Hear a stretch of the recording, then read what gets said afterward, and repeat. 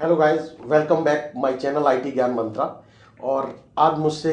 जुड़े हुए हैं मिस्टर जय। और ये एक एमएनसी में एचआर के पद पर कार्यरत हैं। और इन्होंने काफ़ी दिन से बोला हुआ था मुझसे कि हम कुछ व्यूअर्स हैं उनके लिए एक Q&A सेशन रखना चाहते हैं। तो सबसे पहले मैं बहुत बहुत धन्यवाद कहना चाहूँगा मिस्टर जय कि आपको इतना वास्ट एक्सपीरियंस होने के बावजूद आज हमसे जुड़े, और हमारे व्यूअर्स को काफ़ी खुशी होगी जो आप कुछ क्वेश्चन जो है हमारे सामने लाएंगे। थैंक यू सुशील। आपने मुझे अपने इस शो में आने का एक मौका दिया। एक्चुअली मेरे पास कुछ ऐसे सवाल थे जो बहुत दिनों से मेरे दिमाग में थे, जो कि बहुत सारे हमारे ऐसे एम्प्लॉयज़ होते हैं या बहुत सारे टेक्निकल और नॉन टेक्निकल जो हमारे एम्प्लॉयज़ होते हैं उनके लिए कुछ ऐसे सवाल होते हैं जिनका जवाब मैं एक्सपेक्ट कर रहा था कि आप उस जवाब को बेहतर दे पाएंगे। इसलिए मैं आपके इस शो में अपने कुछ सवालों के साथ आया हूं, और मैं ऐसी उम्मीद और आशा करता हूं आपसे कि आप उन सभी सवालों का जवाब देंगे और हमारे व्यूअर्स जो हैं वो उन जवाबों से काफ़ी संतुष्ट होंगे और वो अपने कुछ नए सवालों के साथ हमारे पास आएंगे, ताकि अपने हमारे अगले वाले नेक्स्ट जो हमारा Q&A या टेक शो में जो भी हमारा अगला प्रोग्राम होगा उसमें हम उन सवालों के साथ उनके जवाबों को देने में सक्षम हो पाएंगे। Thank you. बिल्कुल जय, मैं इसके लिए यहाँ पर उपस्थित हूँ। और बिल्कुल आप जो Q&A सेशन स्टार्ट करेंगे मैं उसके जवाब आपको देता रहूँगा। बहुत बहुत शुक्रिया। मैं आपसे पहला एक सवाल करूँगा, हाँ जी। जो कि एक बहुत ही ज़्यादा सवाल सबके दिमाग में आता है, जो भी हमारे ग्रेजुएट्स होते हैं, जो बंदे हमारे नॉन आईटी ग्रेजुएट्स होते हैं और वो लोग अगर आईटी इंडस्ट्री में आना चाहते हैं तो ऐसी क्या चीज़ है जो उनको, ऐसा क्या पाथ है जो उनको फॉलो करना चाहिए, या ऐसी क्या नॉलेज है जो उनको गेन करनी चाहिए। बिकॉज इसके कई कारण हो सकते हैं कि वो पहले किसी आईटी से नहीं जुड़ पाए या किसी भी आईटी शिक्षण संस्थान में उन्होंने कोई इस तरह की शिक्षा ग्रहण नहीं करी, बट अब वो उनको दिखता है कि आईटी में काफ़ी ब्राइट करियर है। जैसा कि आपको पता है आजकल ज़माना काफ़ी डिजिटल हो चुका है, तो हर कोई बंदा आईटी में जाना चाहता है या आईटी से किसी ना किसी रूप से जुड़े रहना चाहता है, because IT is the future. तो मैं आपसे ये सवाल को आपके सामने रखता हूँ और आशा करता हूँ आप इसका मुझे जवाब देंगे। तो आप क्या बता पाएंगे कि किसी नॉन आईटी ग्रेजुएट्स जो होते हैं या नॉन टेक्निकल बंदे होते हैं, अगर उनको आईटी में जाना है तो उसके लिए उनको क्या करना चाहिए? जय जी, बहुत बहुत शुक्रिया। सबसे पहले मैं ये कहना चाहूँगा कि आपने जो आज क्वेश्चन पूछा है, और ये काफ़ी जो ग्रेजुएट्स युवा हैं उनके दिमाग में रहता है, क्योंकि ये सभी को मालूम है कि आईटी इंडस्ट्री बहुत ही ग्रोइंग इंडस्ट्री है और उसमें एक ब्राइट करियर होता है। और मैं एक चीज़ आपको और बताना चाहूँगा, ये मैं आपको जो एक्सप्लेन करूँगा, क्योंकि सबसे अच्छी बात ये होती है कि आपने देखा होगा लोग ग्रेजुएट होने के बाद कॉल सेंटर में काम करते हैं, अदर प्रोडक्शन कंपनीज में काम करते हैं। और आपने भी देखा होगा कि कोविड-19 सिचुएशंस में जो मैन्युफैक्चरिंग कंपनियां थी उनको इवन एम्प्लॉय को कैसे भी हो, मतलब जो मैन्युफैक्चरिंग जो उनको प्रोडक्शन जो चलाना था वो एम्प्लॉय को कंपनियों में बुलाकर ही रन कर सकते थे, क्योंकि कोई ऐसा संसाधन नहीं था कि जो घर बैठे मैन्युफैक्चरिंग कंपनी वाले मतलब उसको काम कर सकें। लेकिन आईटी इंडस्ट्री एक ऐसी इंडस्ट्री थी कि जिसने बहुत ही महत्वपूर्ण योगदान दिया, और काफ़ी जो सारे मोस्टली 95% एम्प्लॉय ने घर से वर्क फ्रॉम होम किया और हमारा कार्य कोई भी हैम्पर नहीं हुआ। तो मैं यही बताना चाहूँगा कि जो नॉन आईटी पर्सन हैं और वो आईटी इंडस्ट्री में आना चाहते हैं, तो एक उसके लिए सबसे पहले छोटी सी बात है कि एक उसकी नॉलेज के लिए सबसे बड़ी चीज़ ये होती है कि जो ग्रेजुएट पर्सन हैं, वो ग्रेजुएट पर्सन आजकल आप देखोगे मार्केट में बहुत सारे कोर्सेज आए हुए हैं, ऑनलाइन ट्रेनिंग है, इतना इंटरनेट पर मटेरियल्स हैं, आजकल यूट्यूबर्स हैं, इतने नए नए मटेरियल्स प्रोवाइड कर रहे हैं। और मैं बताना चाहूँगा सबसे पहली चीज़, मैं माइक्रोसॉफ्ट और सिस्को को बहुत बहुत धन्यवाद देना चाहूँगा कि उन्होंने क्या किया है कि बच्चों के जो पहले क्या था कि आपने देखा होगा लोअर मिडिल क्लास के लिए बहुत टफ होता था बीटेक और एमटेक कर पाना, क्योंकि एक्चुअली होता ही पहले क्या था कि जनरली बीटेक और एमटेक वाले ही बच्चे आईटी इंडस्ट्री में जाते थे। लेकिन माइक्रोसॉफ्ट ने क्या किया और सिस्को ने क्या किया कि एक बिल्कुल इसको एक नया रूप दे दिया। इवन आप ग्रेजुएट्स हो और आप बीटेक या एमटेक नहीं हो, आपने सिंपल बीए किया हुआ है, बीएससी किया हुआ है, उसके बावजूद आप आईटी इंडस्ट्री में जा सकते हो और लाखों की सैलरियां कमा सकते हो। जैसे कि आजकल आप देख रहे हो माइक्रोसॉफ्ट का क्लाउड हो गया, AWS का क्लाउड हो गया, और सिस्को की बात करूं तो सिस्को में नेटवर्किंग हो गया, राउटिंग स्विचिंग हो गया। तो इसमें जो बच्चे अपना करियर बनाना चाहते हैं वो एक बड़े लेवल पे, और आज को मैं आपको बताना चाहूँगा एक बहुत अच्छी बात कि इतनी सैलरियां जो बीटेक और एमटेक करने से डेवलपमेंट में नहीं मिल पा रही हैं, उससे ज़्यादा कहीं ना कहीं क्लाउड में, डेवऑप्स में और आपकी जो नेटवर्किंग में उस सैलरियां बच्चों को मिल रही हैं। तो मैं यही कहना चाहूँगा उन बच्चों से कि जिन बच्चों का थोड़ा सा कम्युनिकेशन, अपने कम्युनिकेशन पर काम करें, क्योंकि कम्युनिकेशन बहुत ज़रूरी होता है कि जब भी आप कोई IT इंडस्ट्री में काम करने जा रहे हैं या अपने इंटरव्यू में रिप्रेजेंट करते हैं, क्योंकि ज़्यादातर इंडिया में जितने भी प्रोजेक्ट्स हैं वो बाहर कंट्रीज़ के प्रोजेक्ट हैं, और हमारे इंडिया का जो नाम है काफ़ी IT इंडस्ट्री को लेके उभर के आ रहा है। तो मैं क्या वही बता इसमें हमारे जो व्यूअर्स हैं या जो हमारी फैमिली से जो जुड़े हुए हैं IT ज्ञान मंत्रा की फैमिली से, क्या हम उन लोगों को इस माध्यम से हम उनको ये संदेश दे सकते हैं कि क्या अगर वो from non IT to IT में जाना चाहते हैं तो हमारे चैनल पर क्या उनको सारी जानकारियां इस तरह की प्राप्त हो सकती हैं भविष्य में? क्या वो इस तरह का हमारे साथ जुड़ सकते हैं और वो सीख सकते हैं इन चीज़ों को? बिल्कुल, बहुत बहुत धन्यवाद कहना चाहूँगा जय, क्योंकि मैं भी एक लोअर मिडिल क्लास फैमिली से बिलोंग करता हूँ। तो सबसे पहले कहीं ना कहीं मेरे दिल में ये दर्द रहता है कि जो लोअर मिडिल क्लास के फैमिली के बच्चे हैं वो भी आज आ सकते हैं, और डेफिनेटली वो अपने करियर को ग्रो करने के लिए इसको चूज कर सकते हैं। और हम यहाँ पर आप जैसे सलाहकार, और मैं जितना मुझे बता सकता हूँ 15 साल से ज़्यादा IT इंडस्ट्री का एक्सपीरियंस है, वो अपना मैं उन बच्चों के लिए बिल्कुल नए नए वीडियो बनाकर मैं उनको गाइड कर सकता हूँ। प्लस उनसे वो कभी भी सोशल मीडिया के थ्रू मुझसे कनेक्ट हो सकते हैं, ईमेल पर रिप्लाई कर सकते हैं, और मैं उनको सजेशन देता रहूँगा, क्योंकि मैं चाहता हूँ वो बिल्कुल मुझसे जुड़े रहें और आगे बढ़ते रहें। तो गाइस, ये एक बहुत अच्छी पहल है IT ज्ञान मंत्रा की, जिसमें कि ये सुशील जी एक तरह से निस्वार्थ ही इस तरह सेवा को करना चाहते हैं कि जो निर्धन बच्चे होते हैं या जो बच्चे किसी ना किसी कारण से पिछड़ गए हैं, जो इस टेक्निकल नॉलेज को नहीं ले पाए हैं और वो अपना करियर IT में बनाना चाहते हैं, तो ये मैं इस पहल की काफ़ी तारीफ़ करता हूँ और इनकी सोच को और जज्बे को मेरा सलाम है।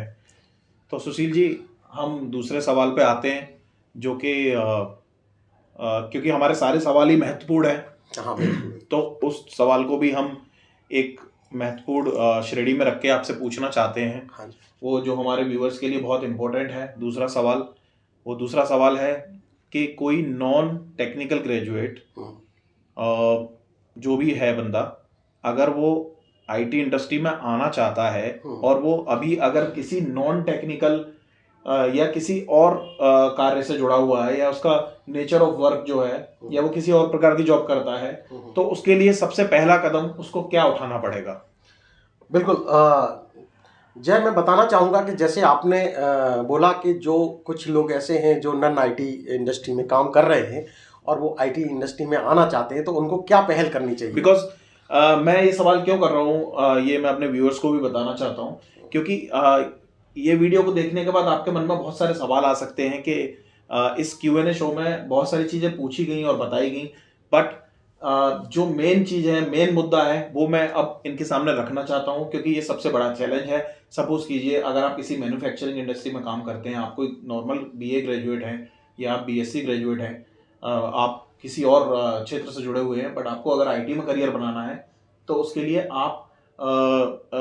के सामने ये सवाल आएगा पहले कि मैं अपने करंट रोल से उस रोल में जाने के लिए सबसे पहले मैं ऐसा क्या काम करूं, क्योंकि मुझे साथ के साथ में मुझे अपना जो करंट रोल है उसमें भी रहना है, मुझे नौकरी करनी है और मुझे IT में भी जाना है।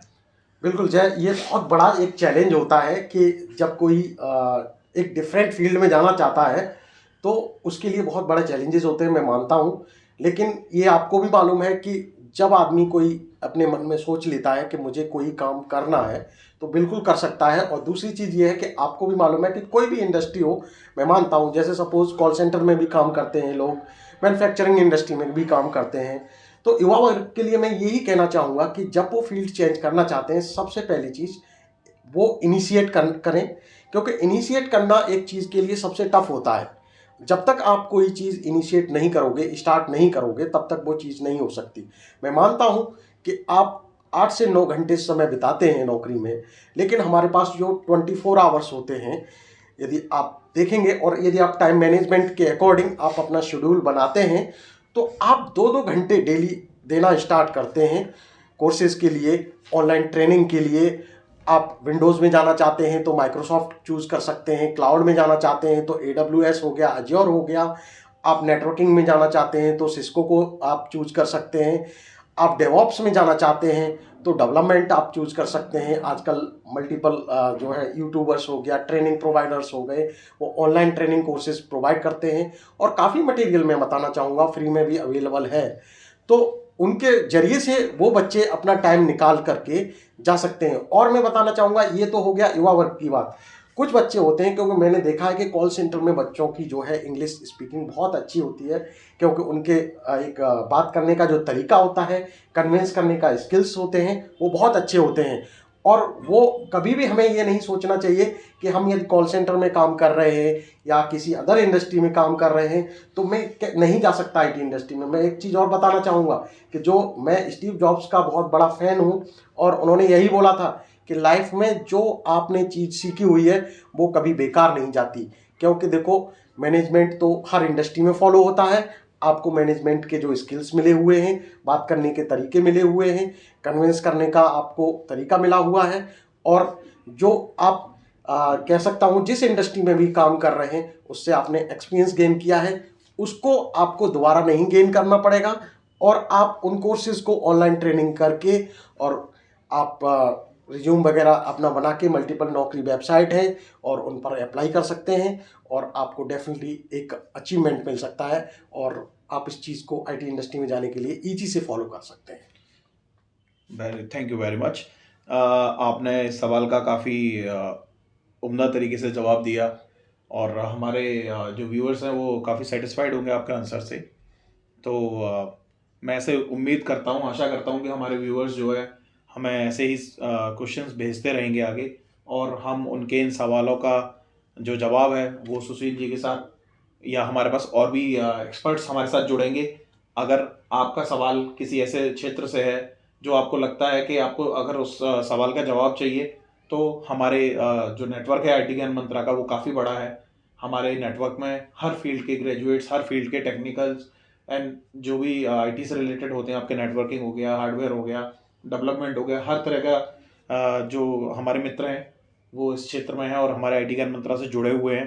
तो मैं उम्मीद करता हूँ और आपको मैं आश्वासन देता हूँ कि अगर आप ऐसा कोई सवाल हमसे पूछते हैं तो हम डेफिनेटली उस सवाल को अपने Q&A सेशन में डालेंगे। अगर आपको ऐसा लगता है कि कोई ऐसा आपका सवाल है जो आप पूछना चाहते हैं तो आप हमें भेज सकते हैं। सारी डिटेल्स आपको डिस्क्रिप्शन में मिलेंगी वीडियो के, कि आप हमसे कैसे कांटेक्ट कर सकते हैं, आप अपने सवाल हम तक कैसे भेज सकते हैं। सो अभी सुशील जी, ये हमारा एक आखिरी सवाल है इस शो का। तो ये मैं जानना चाहता हूँ कि जो हमारे युवा हैं जो टेक्नोलॉजी में अपना करियर बनाने जा रहे हैं या बनाना चाहते हैं,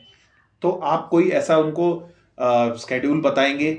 जिस स्केड्यूल को फॉलो करते हुए, या कोई ऐसी टाइमलाइन बताएंगे जिसको फॉलो करते हुए वो अपने आप को ट्रांजिशन कर सकें, यानी कि अपने को इस जो उनका करंट रोल है उससे लेके दूसरे रोल में जाने के लिए उनको क्या क्या ऐसा फॉलो करना पड़ेगा इनिशियल स्टेप है। बाकी का मैं उम्मीद करता हूँ कि हम अपने आने वाली वीडियोस में सारी चीज़ें उनको बताएंगे, सारी डिटेल्स देंगे। बट आज के लिए आप उनको क्या बताना चाहते हैं, इससे पहले कि हम अपना ये शो ख़त्म करें और हमारे व्यूअर्स इस वीडियो को जो देख रहे हैं वो इसको नोट कर सकें कि आज और अभी से